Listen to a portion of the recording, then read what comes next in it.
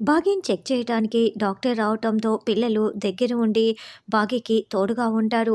ఇక doctor stethoscope పెట్టి బాగీని check చేస్తూ, "ఇప్పుడు ఎలా ఉందమ్మా?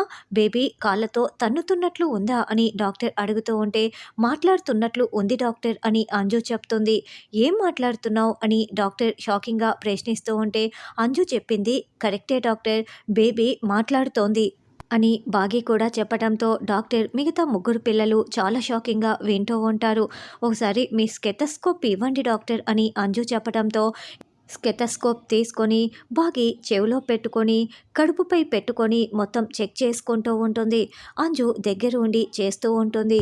ఎప్పుడైతే బాగీ అలా స్టెతస్కోప్ పెట్టుకొని వినాలని ట్రై చేస్తూ ఉంటుందో అప్పుడే పాప మాటలు వినిపిస్తూ ఉంటాయి. అమ్మా అని పిలవగానే బాగీ చాలా సంతోషంగా వింటూ ఉంటుంది. "నేనుండగా నేను నీకు ఎలాంటి కష్టం రానివ్వనమ్మా. నా ప్రాణం అడ్డేసైనా నీ ప్రాణం కాపాడుతాను. నువ్వు ఆనందంగా సంతోషంగా ఉండాలమ్మా" అని బేబీ మాటలు విన్న బాగీ ఇక ఆనంద బాష్పాల్ని రాలుస్తూ ఉంటుంది. బాగీ మాటలు వింటోందని అంజు చాలా సంతోషంగా చూస్తూ ఉంటే మిగతా ముగ్గురు పిల్లలు డాక్టర్కి ఏమీ అర్థం కాక చాలా షాకింగ్గా బాగీ వైపు చూస్తూ ఉంటారు. అయితే యమధర్మరాజు అయితే బాగీ కడుపులో బిడ్డ పుట్టగానే చచ్చిపోతుందని చెప్తూ ఉంటే, మరి బాగీ ప్రాణాలు ప్రమాదంలో పడినప్పుడు బాగీ బిడ్డ బాగీని కాపాడే ప్రయత్నంలో ప్రాణాలు కోల్పోతుందా?